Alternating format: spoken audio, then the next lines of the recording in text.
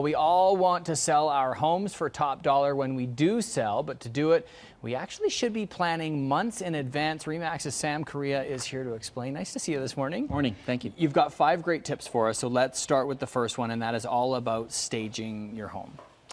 Well, I think there's many aspects to staging, and certainly staging is something that is often referred to making it look nice, but ultimately I look at staging as trying to stage it for the right buyer. Right. And so bringing in a stager to really showcase the attributes of that property. If it's a 4-bedroom home and it's a family home, then let's have it feel like a family home. I noticed that when we have gone out and shot different properties, for you, you really seem to concentrate on the personality of the home and really who it's for. Absolutely. Every house has a personality, and my job as a strong marketer is to find the right buyer and let's market it properly. And staging is something what we really want to look for. Even if you do find the right buyer, it's got to be the right price for that buyer. That is obviously another critical point of this. Absolutely.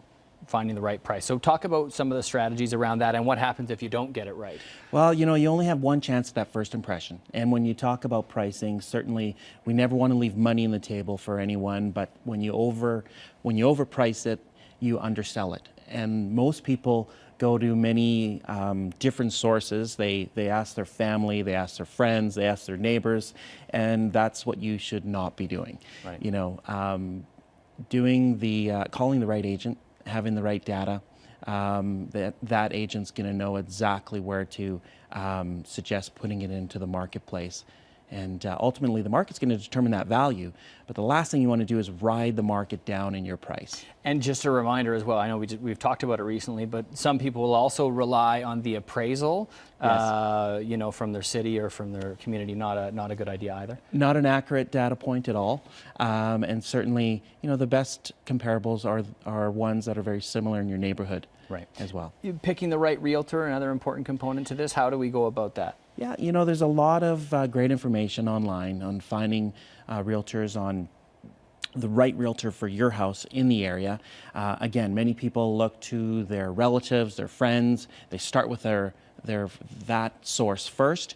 You want to look at an agent and find the right agent for the community. Someone who maybe just didn't sell the house down the street, but has a track record in the community, knows the community, has worked there for 5, 10, 15 years.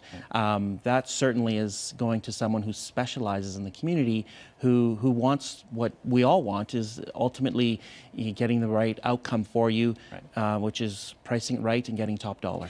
This fourth point is interesting to me because I had sort of thought that this onus would be on the potential buyer to do a pre-home inspection, but you actually suggest that the seller should do that? Yeah, I mean, many properties certainly have some concerns, and I can walk through a home right away and just visually see what a home inspector would see, as I've gone through thousands of inspections myself. A pre-inspection is sometimes something that I suggest, not on every home, but when I can see that there's going to be an upcoming problem. And so a pre-inspection is a great idea. We can address what the problem could be. And ultimately, when it comes down to the inspection of the buyer who's going to buy the home, at least we know what we're dealing with.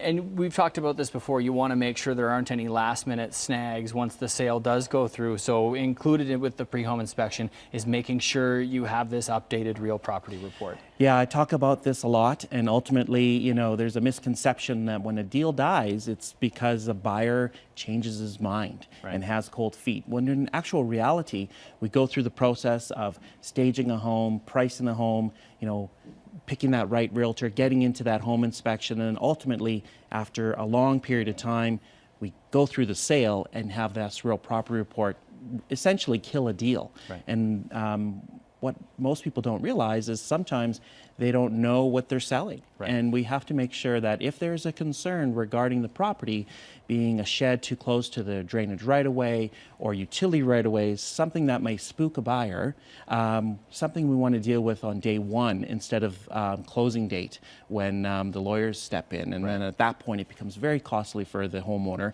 and sometimes results in a collapsed deal right. Because, of course, the homeowner did not know what they were selling, and it wasn't marketed properly, or it wasn't dealt with at the time that before the buyers came through the house. You're right, and that can be a lot of work and aggravation, obviously, down the drain for a lot of people. Great stuff as Absolutely. always. Appreciate it, Sam. Thank you. That is RE/MAX's Sam Corea, and for more information, head to samkorea.ca. The Market, sponsored by Sam Corea of RE/MAX House of Real Estate.